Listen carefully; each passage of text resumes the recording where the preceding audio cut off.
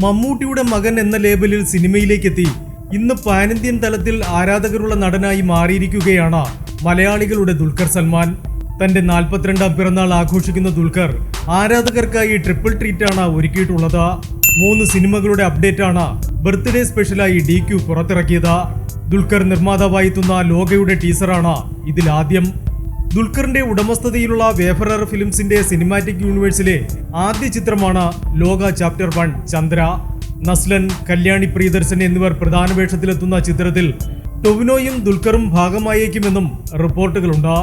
അതോടൊപ്പം നവാഗതനായ സെൽവമണി സെൽവരാജ് ഒരുക്കുന്ന ദുൽഖർ സൽമാൻ നായകനായ കാന്തയുടെ ടീസറും പുറത്തുവിട്ടു. തമിഴിലെ ആദ്യകാല സൂപ്പർ സ്റ്റാർ MK ത്യാഗരാജ ഭാഗവതരുടെ കഥയാണ് ചിത്രം പറയുന്നത്. ദുൽഖറിനൊപ്പം തെലുങ്ക് സൂപ്പർ താരം റാണ ദഗുപട്ടിയും പ്രധാന വേഷം കൈകാര്യം ചെയ്യുന്നുണ്ട്. കൂടാതെ കാന്തയോടൊപ്പം ഷൂട്ടാരംഭിച്ച മറ്റൊരു തെലുങ്ക് ചിത്രമായ ആകാശം ലോ ഓക്കത്താര എന്ന ചിത്രത്തിന്റെ ഫസ്റ്റ് ഗ്ലിംസും പുറത്തിറക്കി. ആന്ധ്രയിലെ ഒരു സാധാരണ ഗ്രാമത്തിൽ നിന്ന് നാസയിലേക്ക് എത്താൻ ശ്രമിക്കുന്ന ഒരു കുട്ടിയുടെ കഥ പറയുന്ന ചിത്രമാണ് ആകാശം ലോ ഓക്കത്താര.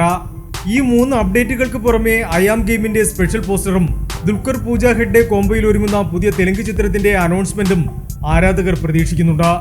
എന്തായാലും കരിയറിലെ മികച്ച സിനിമകളുടെ അപ്ഡേറ്റുമായി ഗംഭീര ബർത്ത്ഡേ ആഘോഷം തന്നെയാണ് ഇത്തവണ ദുൽഖറിനുള്ളത്. Entertainment desk, Movie max.